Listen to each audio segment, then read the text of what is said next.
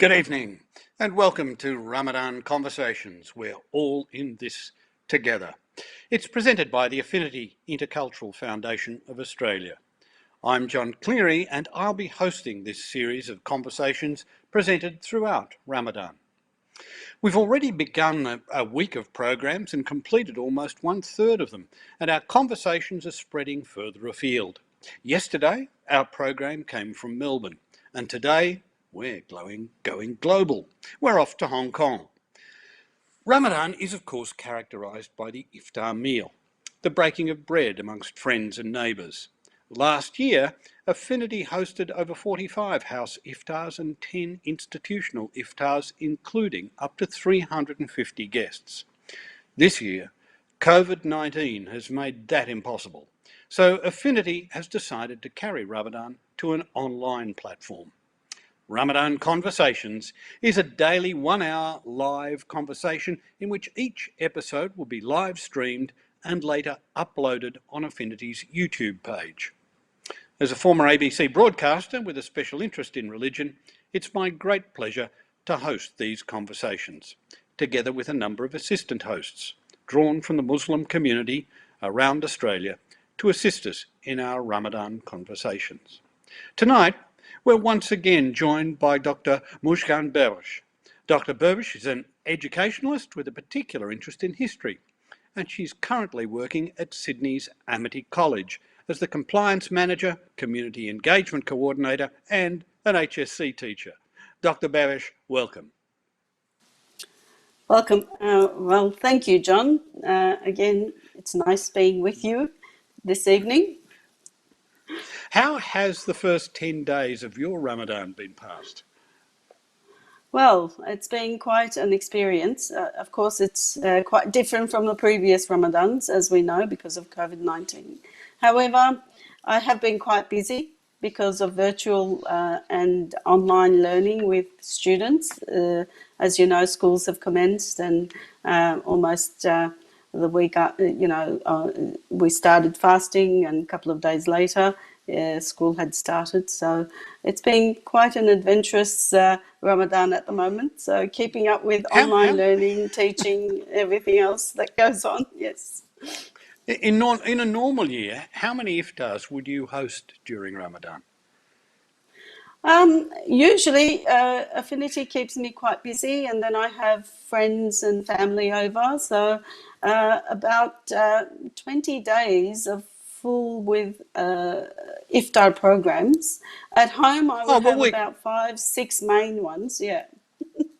Well, we're keeping you up to your normal schedule. Yes, we are.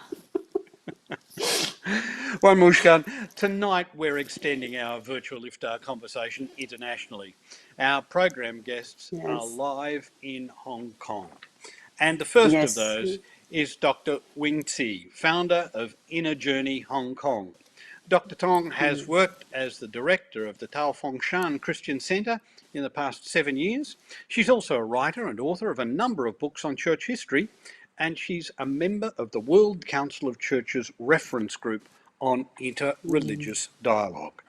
Dr. Tong Wing Tse, welcome to Ramadan Conversations.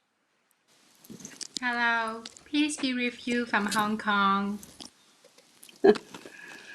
Dr. Tong, the public outside Hong Kong might most readily find you through the website Inner Journey of Hong Kong, of which you are the founder, I believe. Can you share with us the purpose of your Inner Journey website? Thank you, John.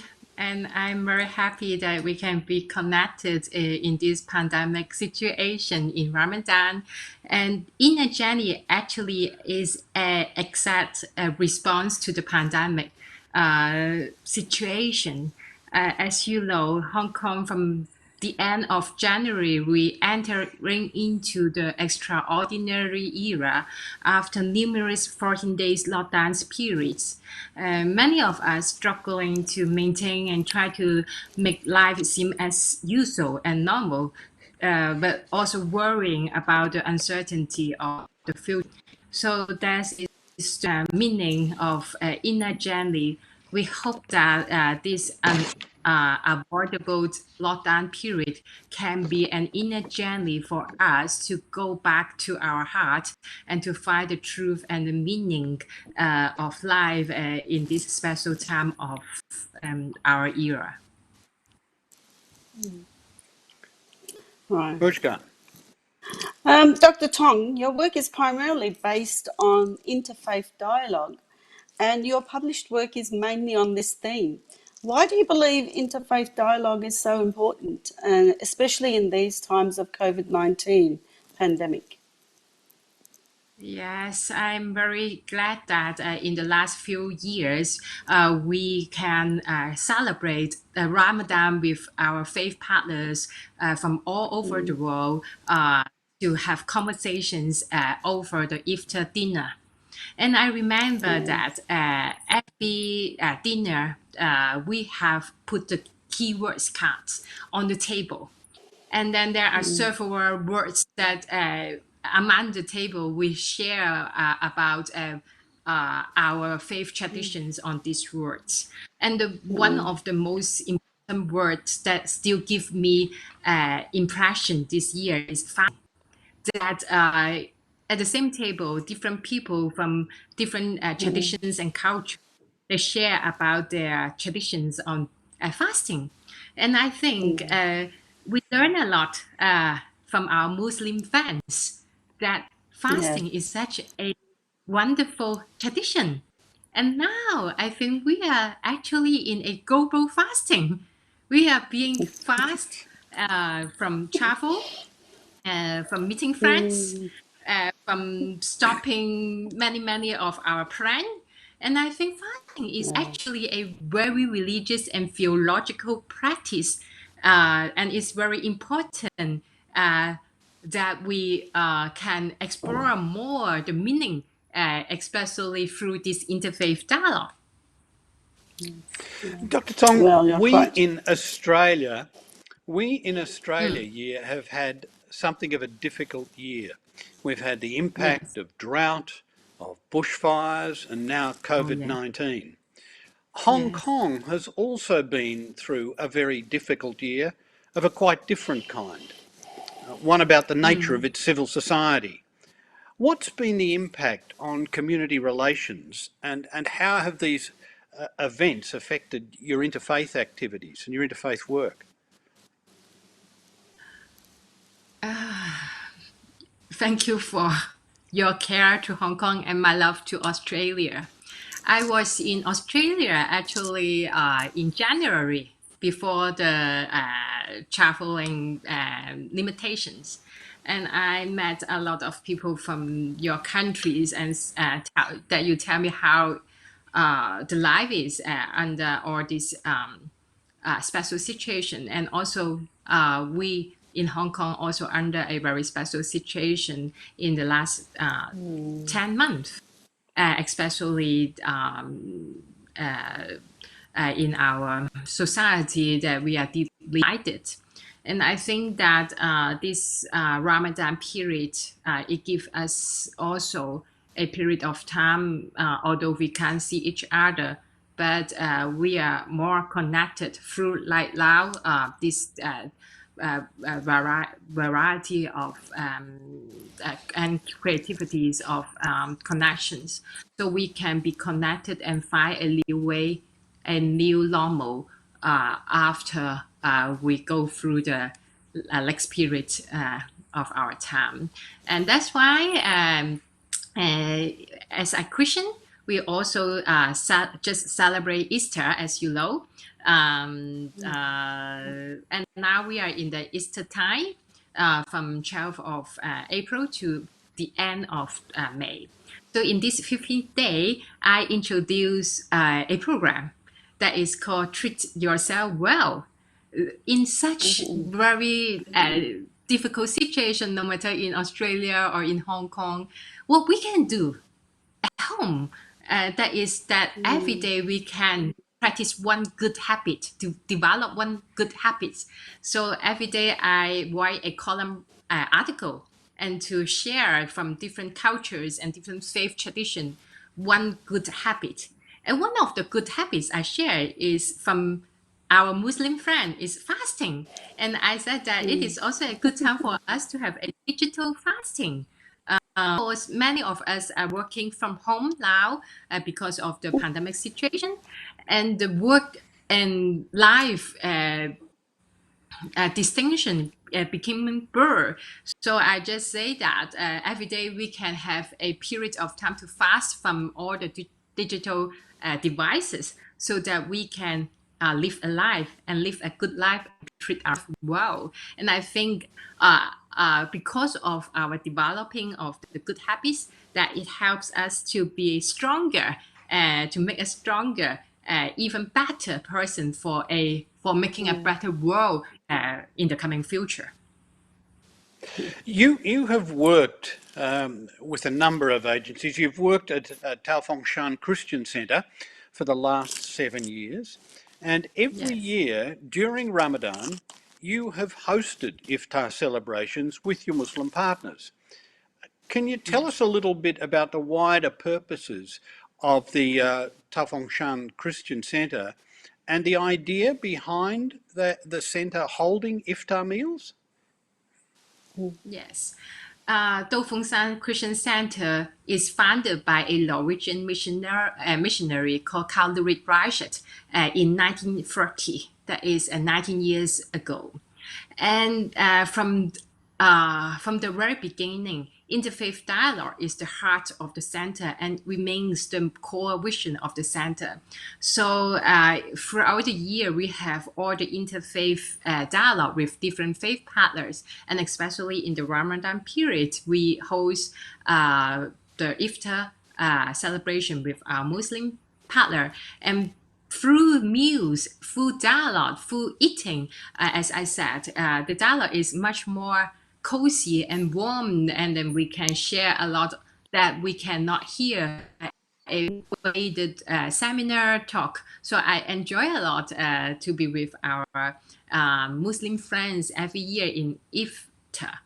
And one of the distinctive impression that I gained in the last few years in the iftar celebration of our Muslim partners is that at the end of the iftar celebration, we share gift with each other.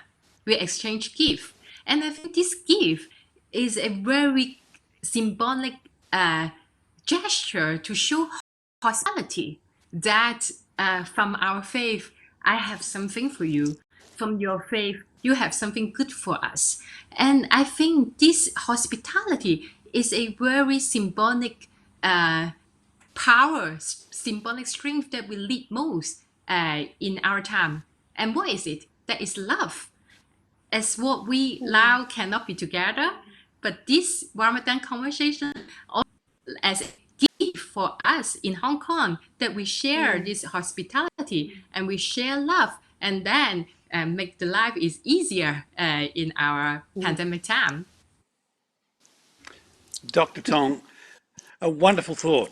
Thank you for leaving that with us. And if we want to, if any of you viewing tonight wish to keep in touch with Dr. Tong, that's quite easy by going to her website, the Inner Journey of Hong Kong website. We can find lots of interesting suggestions for how to survive this pandemic. Dr. Tong, thank you so much for joining us. Thank you. Thank you, Dr. Tong.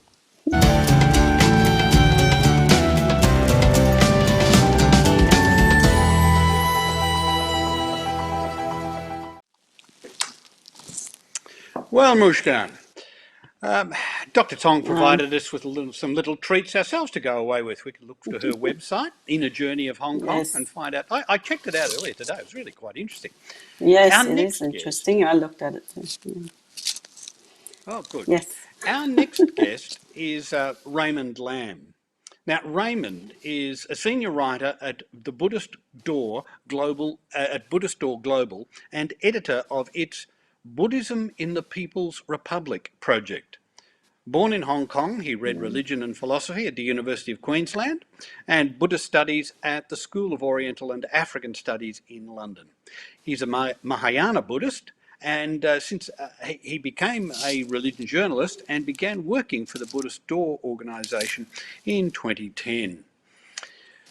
Raymond Lamb, welcome to this Ramadan conversation.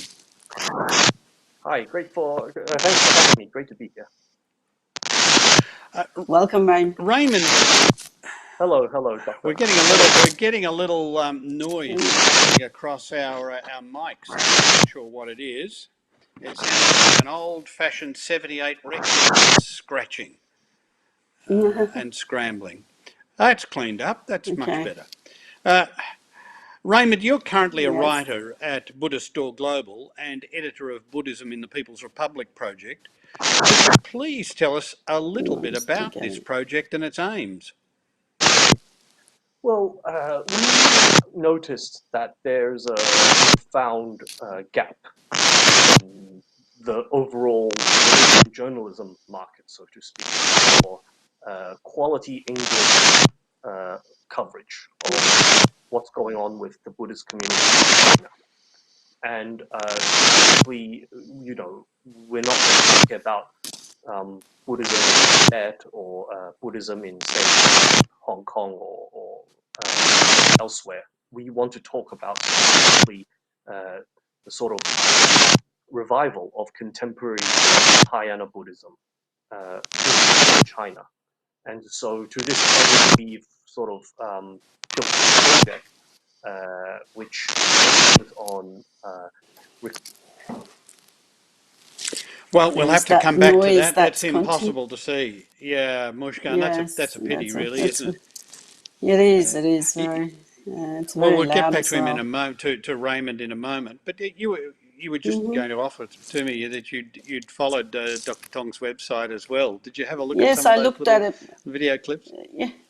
Yes, I did. It was interesting. I found it really interesting. Yeah.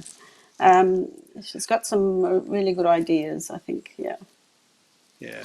I've looked at it briefly. I do think. Yeah.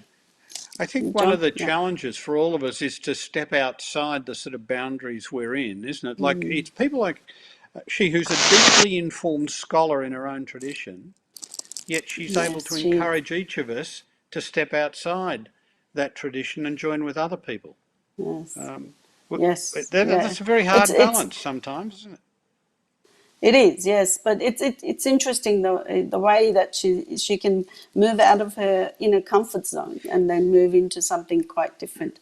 And I think it's a challenge for all of us in this period of time to be able to do that really. And if we can do it, I think we become a success in that aspect. But just moving out of your comfort zone, I think it pushes people to investigate further and look into other alternatives in dealing with lifestyle. And, I think that's the window that she's looking from. Yeah. Yes, and you don't have to leave your tradition. I mean, it used to be thought that if you dare spoke to somebody from another faith, you were somehow being untrue to your own tradition.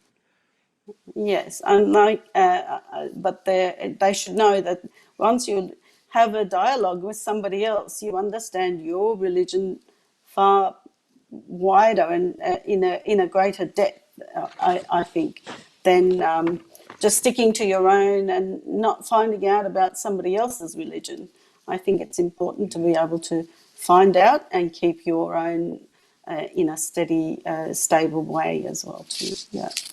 Yes, I'm old enough to remember the days when, in the Christian tradition, Protestants and Catholics weren't allowed to speak to each other. I mean, this was just, dreadful thing.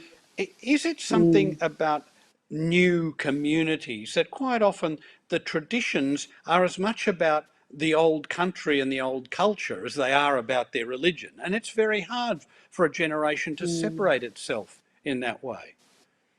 And young people are seen as leaving the young people are seen as leaving the faith when they're actually just adjusting to a different culture.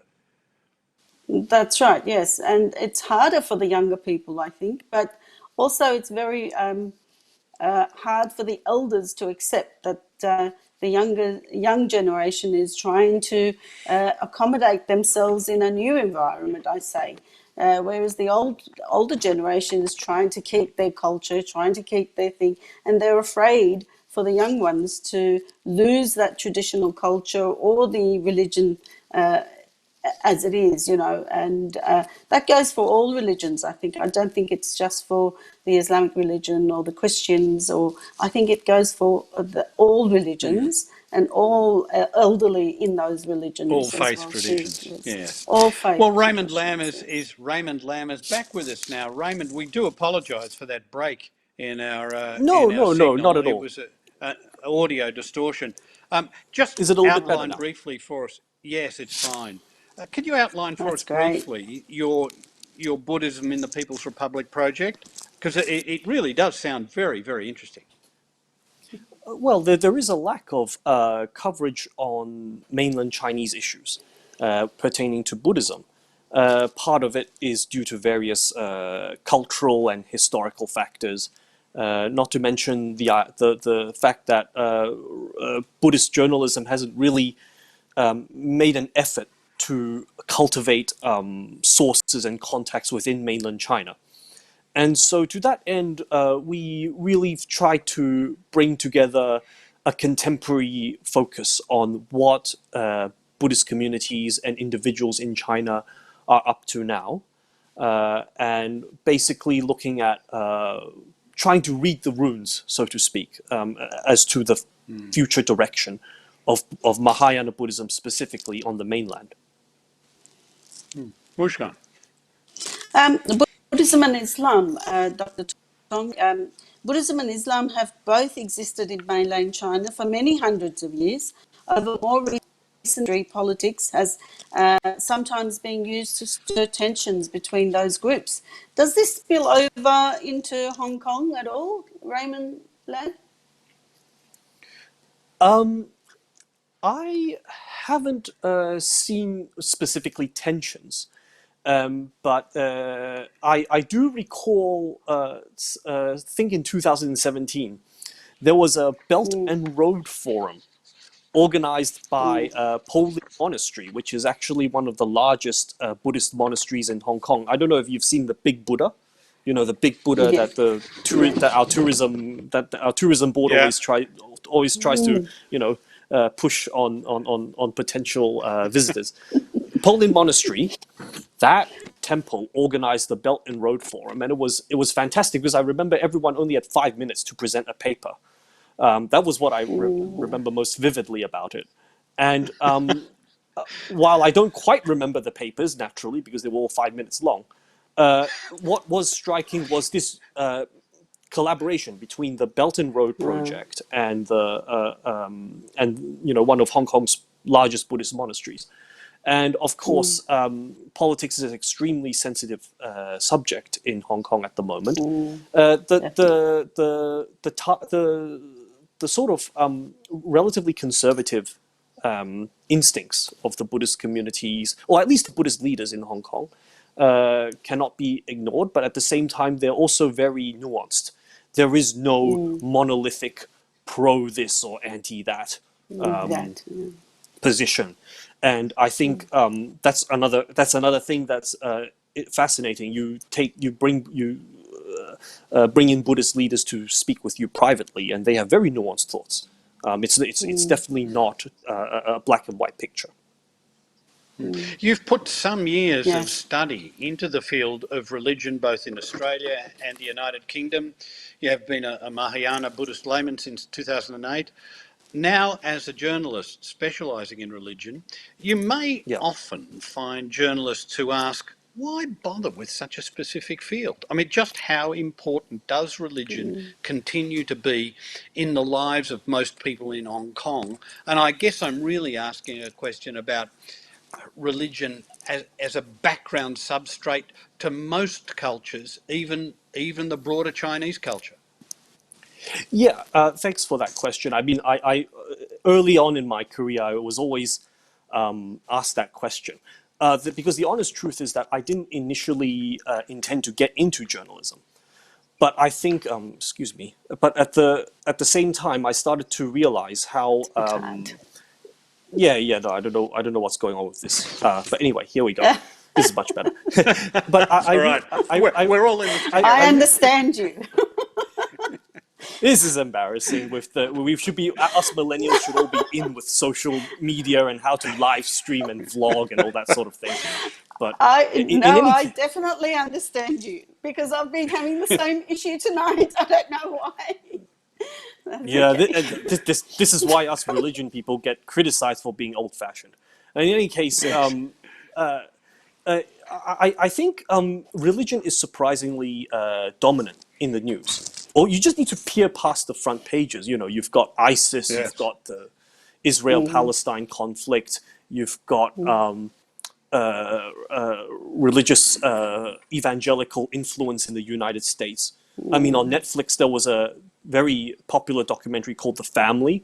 I mean, that's talking about evangelical attempts to influence the various administrations of the United States. I mean, that is red meat for us religion journalists. I mean, there's obviously in Australia, there's extended coverage of Scott Morrison's ties to his own evangelical community, and you know, I'm just highlighting it. I'm not offering an opinion. But certainly, like, these are all contentious topics and very interesting to people who know what the stakes are. And I think the interest and the depth and potential of religion journalism does not match, obviously, the kind of, you know, the size of the industry. Because yes, we are negligible compared to the more, say, glamorous political reporters, you know, celebrity gossip, that kind of thing. But I would say that we are actually providing as important and influential a service to journalism that as any other field. Yes, and you've touched something that's, of course, very close to my view of the role of religion in society, having worked as a journalist in this field for about 30 years myself. And it's something that we should bear in mind when this week is coming up, is World Press Freedom Day, and we'll be having a look at that in the program in coming days. But do you think there's a significant interfaith conversation in Hong Kong? And how are those conversations felt in the present circumstances? And I mean, not just COVID-19, but the whole political situation of the past year or so. Oh goodness, there's certainly been a relatively strong interfaith conversation going on in Hong Kong, at least in the circles that I sort of am familiar with. I mean, we have several guests here, including Dr. Tong, who I've met before, and we've had various Ramadan occasions together, along with the Turkish Islamic community here in Hong Kong.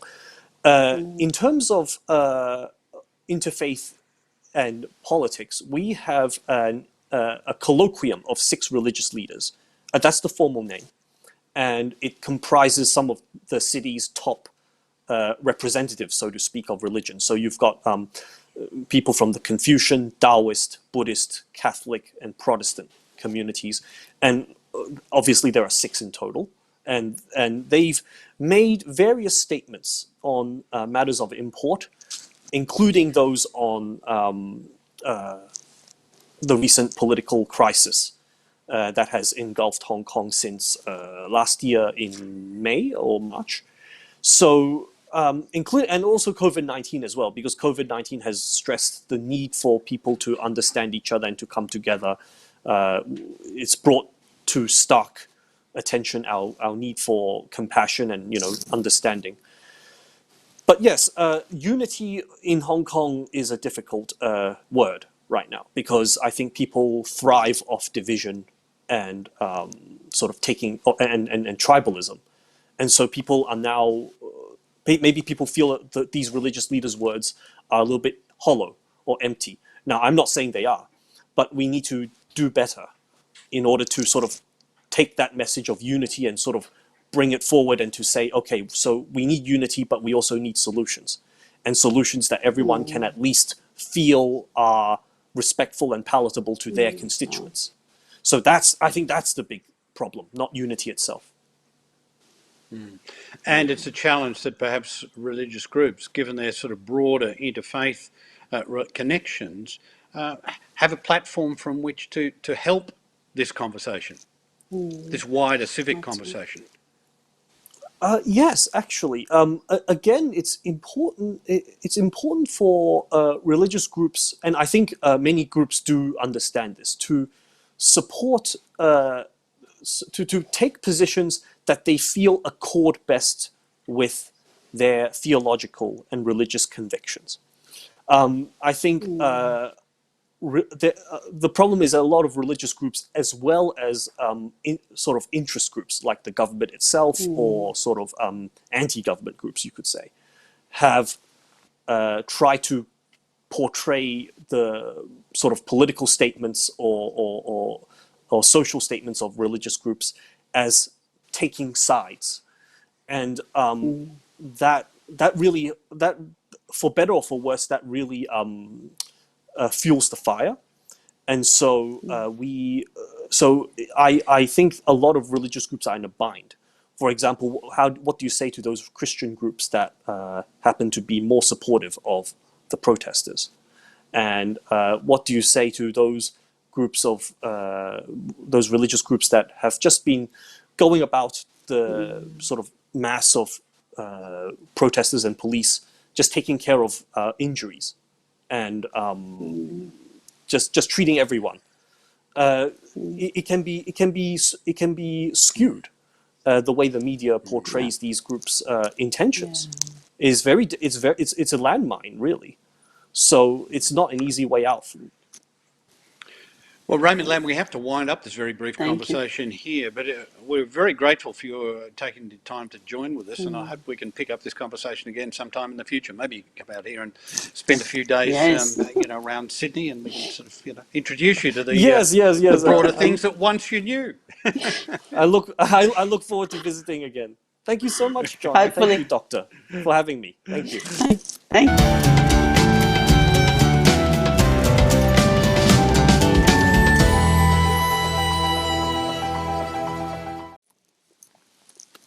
Well, Mushkan, time for some music now, and perhaps you can introduce it for us. Thank you, John.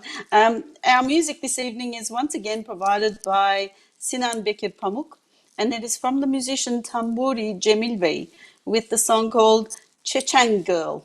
Chechenkas, as translated, is popular tunes from the urban to Ottoman music, and became very popular among the Turks, Greeks, and the Armenians, John. Yes. Hello everybody, this is Sinan Bekir from Melbourne. I'm going to be playing for you another beautiful piece of music from Tambur Cemil Bey, whose name is Chechnya Girl, after a small improvisation.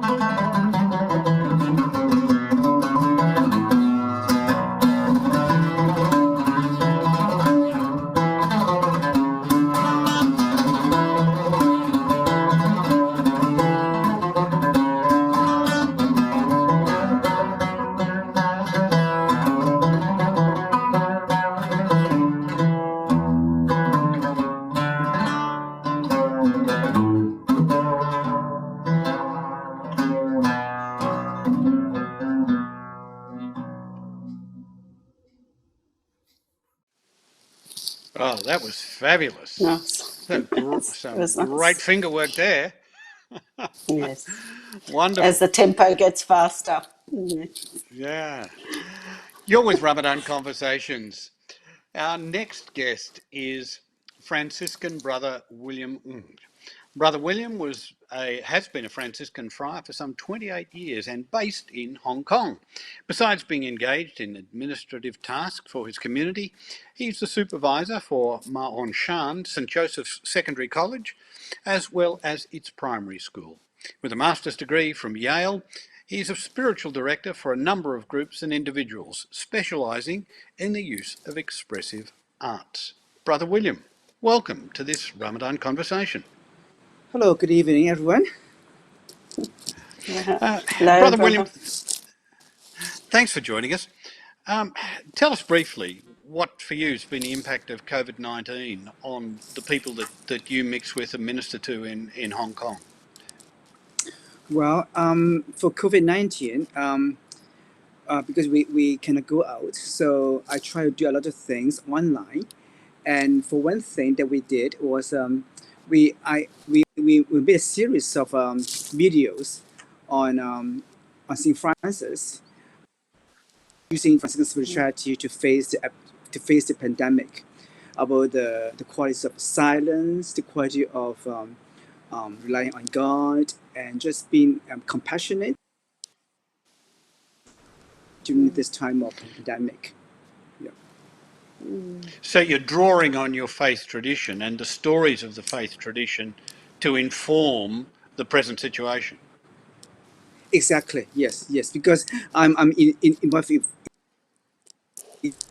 so I think one good way, because we are now doing a lot of online teaching. So I said, well, let's do something more, spiritual, not just carry on just a normal schoolwork. Yes.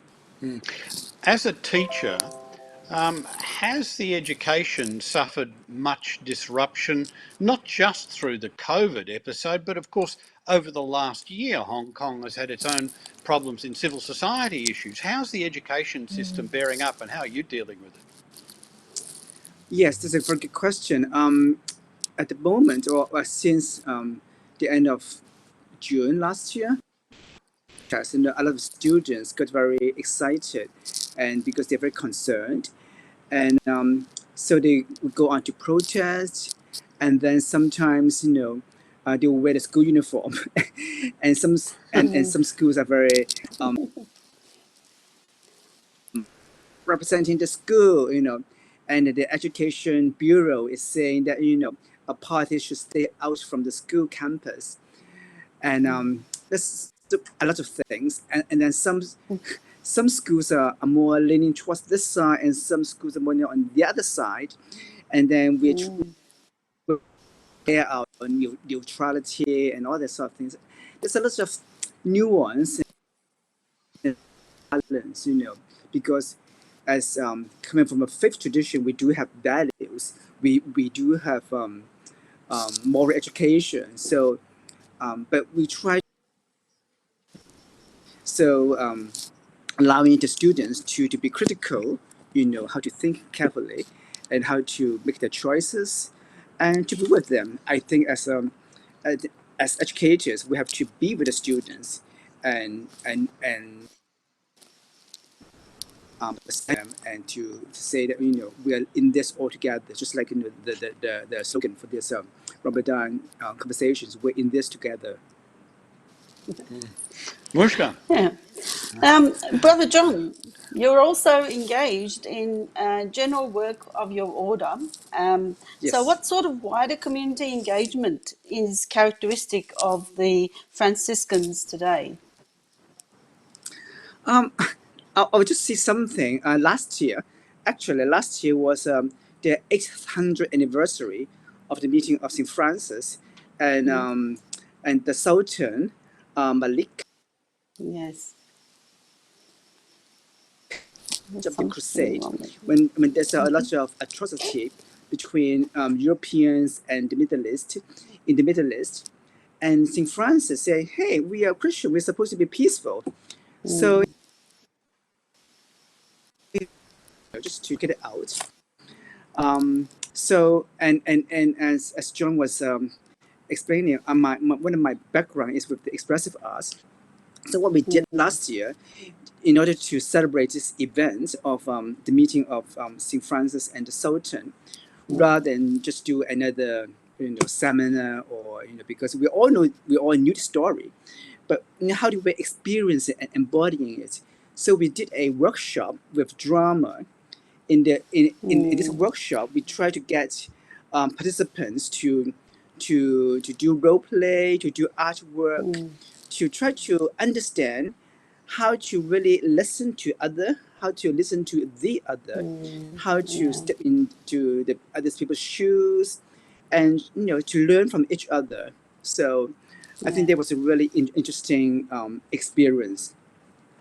That's a lot of empathy going on. Yes, good. Yeah. Well, just finally, what are your thoughts on the importance of taking advantage of major spiritual festivals from whatever tradition, but as we are in Ramadan at the moment, and a particularly difficult year of Ramadan for the Muslim community, of using events such as Ramadan and the iftar meals in bringing faiths and faith traditions together in a city such as Hong Kong, or a place such as Hong Kong where so much is happening so quickly? Yeah, actually, we did the iftar thing. The Pearl Institute and ourselves, we had iftar for 3 years in a row in our house, in our Franciscan house. So it's really a blessing to have the presence of the Muslims brothers and sisters to be with us in the prayerful atmosphere. So we try to pray together. Although we have different traditions and different ways of praying, but they would do the evening prayer first, ritual, some sort of non-religious, but something meaningful in artistic way to consolidate our commitment for peace and dialogue. So I think every year, at certain times of the year, we have our Christian festivals, and the Muslim brothers and sisters have theirs. So, sometimes the two festivals, sometimes the date we choose, has some symbolic meaning. Like 2 years ago, we had the iftar during our Pentecost. People gather together, which is like iftar. And then the other year we had it. I think during the vocation, I think like today is Vocation Sunday, the fourth Sunday of Easter. So, and then say today I wrote in my Facebook page that we Franciscans reminded our vocation to engage in dialogue, to listen and to be peaceful. So I think festivals are really a powerful way for us to engage in different ways of dialoguing. Yes. Yeah, Brother that's William, great. thank you so much for your time, and thank you for reminding us of the importance of dialogue, which goes back to the foundation of your order. Yes, it is. Thank you, Yes. Brother Vin. Thank you so much. Thank you, John, and thank you to the Mujan. Thank you.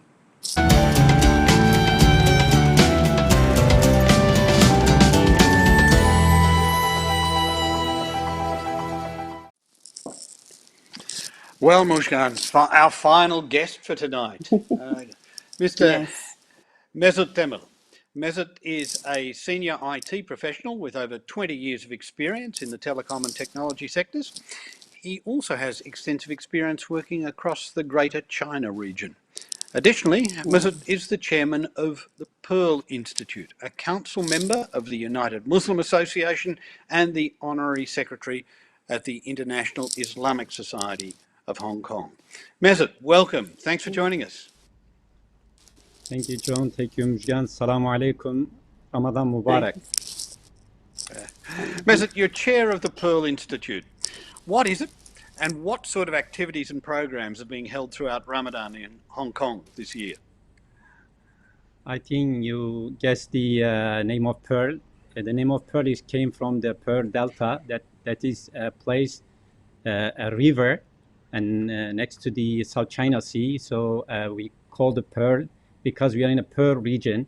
So the Pearl Institute is mainly established by entrepreneurs from different ethnic background to promote coexisting culture in Hong Kong. And Well, what can I say? Yeah, please.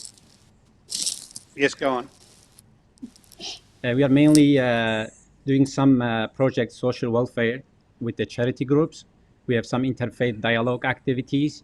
We have some education activities with universities. That's mainly the things we are doing at Pearl Institute. And the purpose of those activities?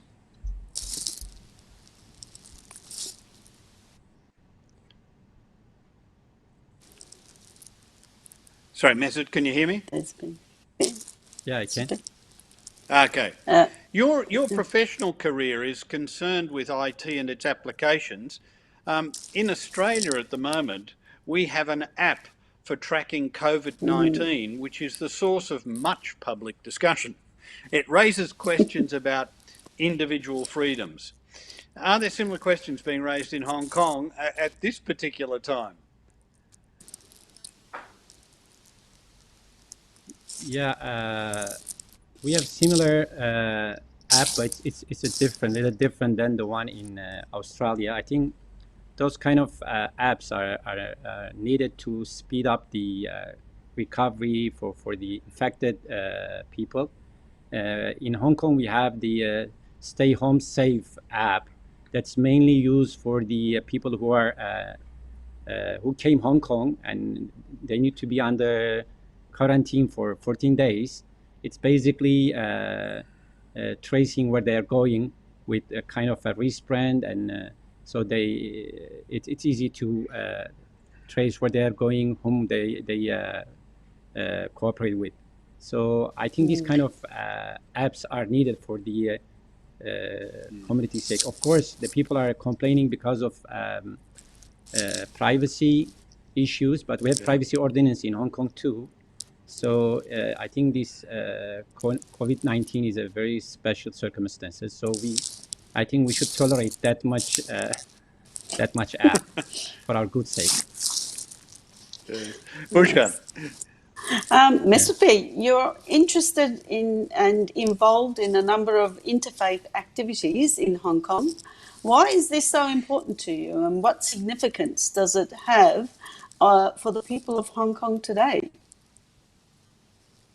Yeah, actually, there is a Chinese saying says "不知者无罪." That means those who don't know, they are not guilty.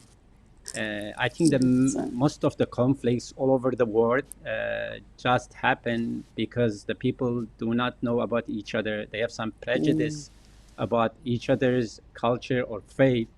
And I think the interfaith activities, interfaith dialogue is the only way to find a solution, to sit on the same table, to discuss about not our differences, but our common points. And this is the only way to create a coexisting culture in any community. And I think that's quite important for all of us. Yes. You have this ongoing conversation that we're talking about. Oh, sorry, Mushkan, I interrupted. That's all right. I was just going to ask some examples of maybe some of the activities that you've already carried out, which were very successful in Hong Kong. Maybe you can give us an idea of what some of the things you've done. I can give plenty of examples. Actually, I'm not the One only of the one. most There recent are a ones. lot of friends who are behind the curtain, and they are doing a lot of great jobs. Of course, it's a team effort all the time. I'm talking on behalf of them. Yeah. And actually, you just talked to the Mr. Raymond. A few years back, there was a conflict between Buddhist and Muslim communities in Sri Lanka. Because of our interfaith activities with Mr. Raymond, some of our friends go to Sri Lanka and try to find a solution and find a resolution for those kind of conflicts. This is one of the example I can give. Another great example is we are having annual iftar programs, and it's mainly around 100 people will join this iftar program, and from different faith groups.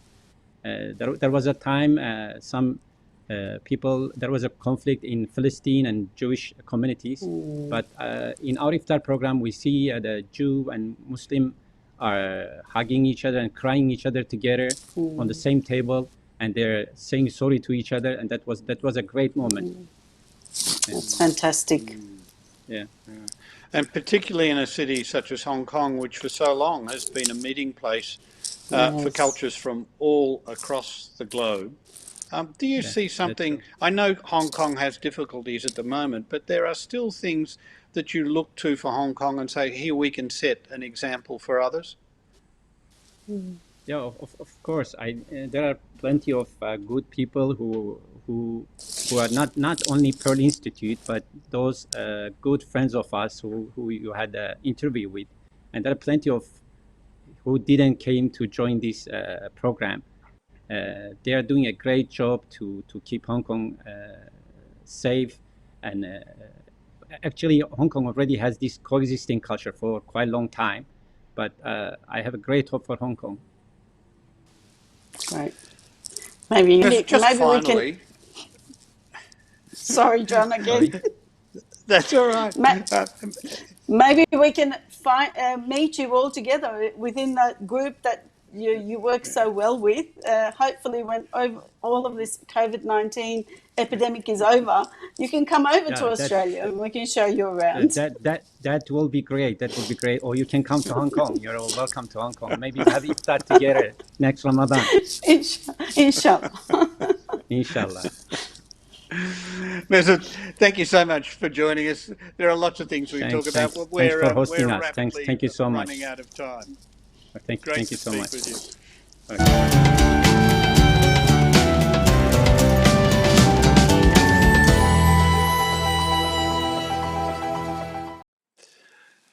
Well, Musha, that's just about all we have time for in today's program. But gosh, it wasn't that an extraordinarily interesting group to be concentrated in one It city, was, to have such yes. talent available to us. And yes, so many different views represented in those 3 or 4 people as well too. You know, they have their own background plus their own experiences, which is fascinating. And I'd like to talk with them one-on-one. That's why I invited them over to Australia. Hopefully they can come one day. What stands out for you in an evening like this evening, where you talk to a country that's going through particular troubles at the moment, Hong Kong, yet you can still get that strength of diversity across and between traditions? Yes, it is. It's evident from as I said, from the 3 or 4 people we've spoken to tonight. But for me, I think it's interesting just to identify with them in many levels, and also have that dialogue with them to understand them better, their background and their interests. I just like to speak to people, I think, and find out what they're up to and why they find.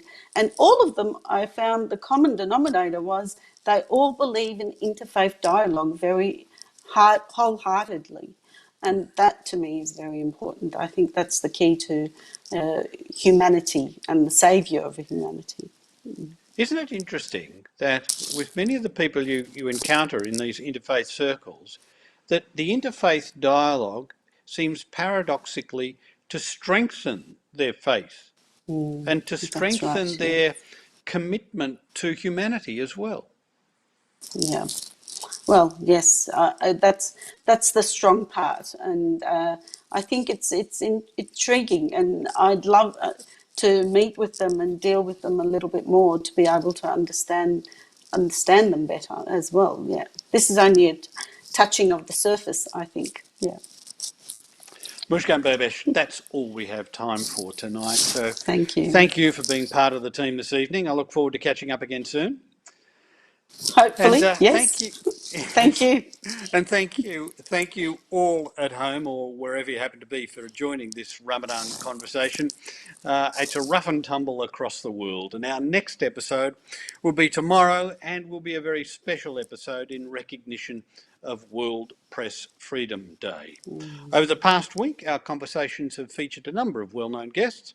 If you wish to view this or any of this series of Ramadan Conversations, you can find them on the Affinity YouTube channel.